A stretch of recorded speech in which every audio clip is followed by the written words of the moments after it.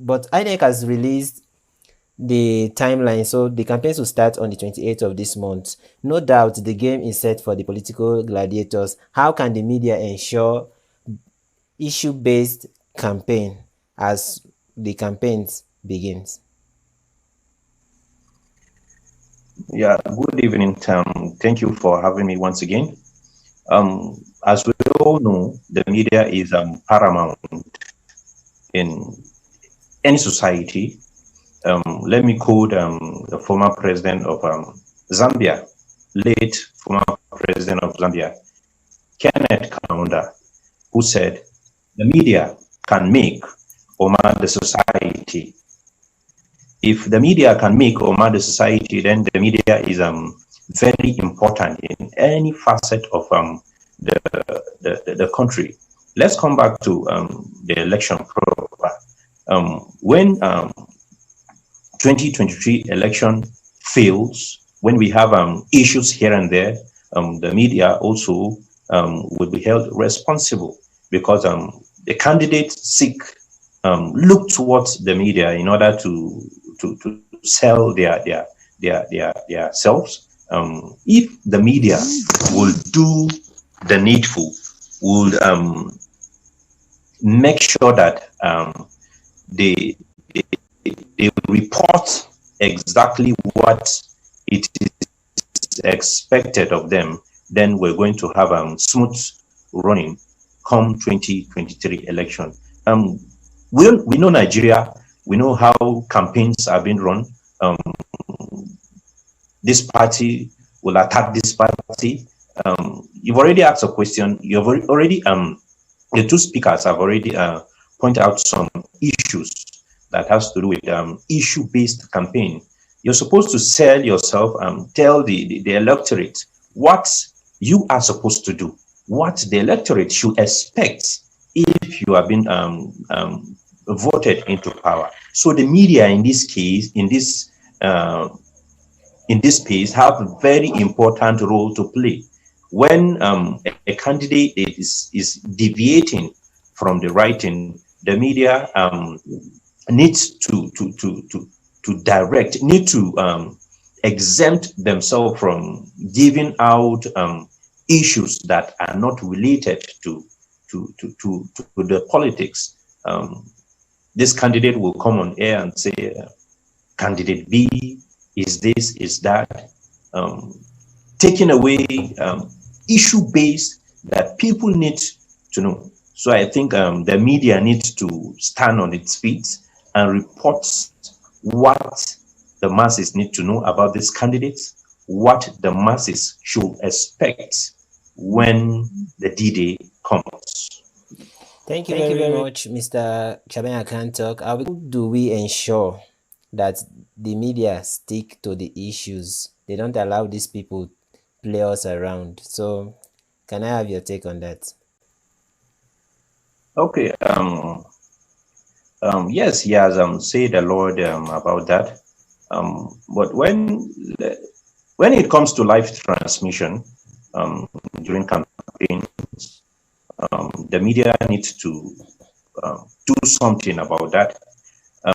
It is very important because you're telling the masses what a particular candidate has. What the candidate is telling the masses what he has in stock when he's been elected. When he's debating during his speech, I think it's a live transmission.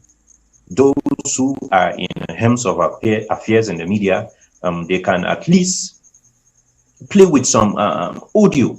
They can play with some audio in order to stop getting to the people.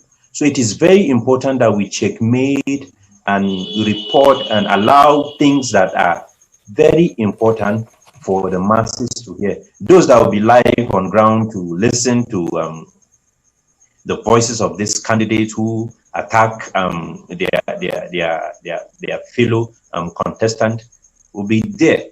He said it. He said that some of the followers borrow from their own candidate. They say things that their candidate also are saying. Well, we've been hearing about it. If I mean, there's one politician in my area, House of Assembly. I don't want to mention him. When he was contesting, he has no child, so he don't know the benefit. He don't know how children are suffering. So if you elect him into power, he's not going to take you serious. He's not going to give you what belongs to you, this and that. So the media need to look at these things, very important. What they put in there for people to see, it is very important that we checkmate. We do what it is right. Thank you very much, Mr. Shaban Yankanta, all the way from Kaduna State. APC and PDP are the next people closest to producing the president of Nigeria. I'll be going to Chabanya. Chabanya, what's your take on this issue?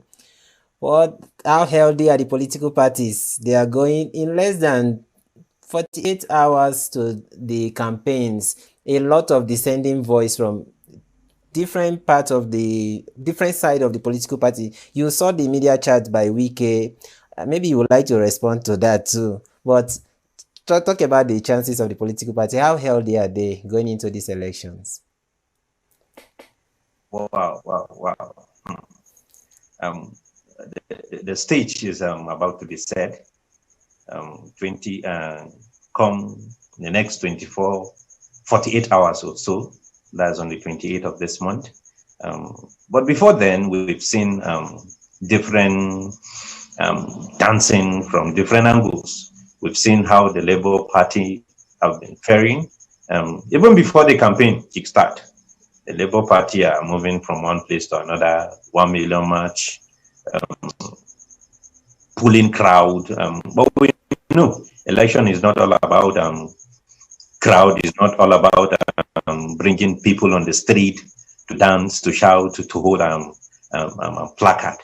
But the Labour Party, if you look at it very well, Nigerians have already tested the PDP, the APC, and we know how people have been complaining in different quarters, the economy, the insecurity, ASU strike here and there. So they've already tested the APC and the PDP, and it's like now they've moved to the Labour Party to see what the Labour Party can offer to them. So far, so good. The Labour Party, they don't have any crisis. They are having smooth running. Come the APC, Opo has already said it all about the APC. People are complaining about the Muslim ticket. That is the number one problem of the APC. Then the PDP. Let me quickly just rush on this. The PDP, we know how Wike has been dragging the PDP back. He has been one-man gang in the PDP. He said he will not leave the PDP. He will remain in PDP, but he will make sure that the right thing is being done. Coming back to the NNPP, this is, let me say, a baby party compared to these three, the APC, the PDP, and the Labour Party.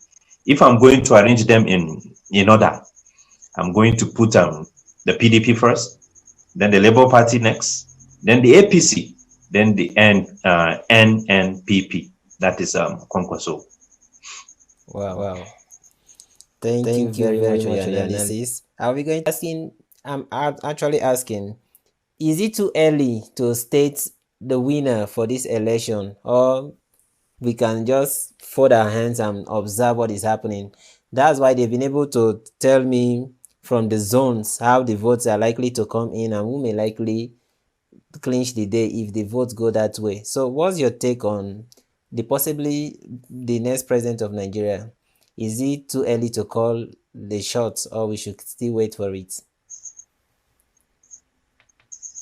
Yeah, it is normal for people to do their own permutations and do their own calculation, putting side by side the candidates that we have for each of the political party. But I've been telling people, 2023 election will be one of the surprising election in the history of Nigeria. It will be the most surprising election in the history of Nigeria. Like I said earlier, it is normal for us to do our permutation, looking at the north, looking at the south, west, looking at the candidates.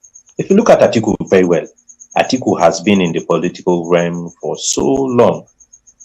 He was once the vice president of this country. He contested in the last 3 elections without winning. So also Buhari did the same when he finally found his way to the Aso Rock. But those are past. People are now mindful of what is happening in this country. They are so mindful. They have passed a lot. So if you look at it very well, Tinubu picking somebody from the north as a Muslim, him a Muslim from the west. Yes, Tefa has said it, that it's a calculation. Politics is a game of calculation. If you don't do your calculation well, you end up in the well. So Tinubu, look at it very well, that if he did not pick somebody, a Muslim, a majority Muslim from the north, he's going to what? He's going to miss it all. And then if you look at Obi, Peter Obi picked somebody from the north who, from nowhere, nobody expect that Peter Obi would pick Dirty from Kaduna State, somebody that has not been popular per se in the polity. So for me, I've said it all. I'm not going to say this is the person that will emerge, this is the person that will emerge. But I keep to my words that 2023 election will what? Spring surprises, and it will be one of the best election in the history of Nigeria. Thank you very much, Abanya. And that's, for me, is like a parting word from you. Or should I allow you to still give me a parting word? And let's hear from others first. No, I'm actually done with them. I want to sign out, but I want to hear your final take. What's your parting word to Nigerians? Okay, my parting word is to Nigerians. Election campaign will commence on the 28th of this month. Election is not do or die affair. It's not a do or die affair. So we should know how we campaign. We should know how we the words to use.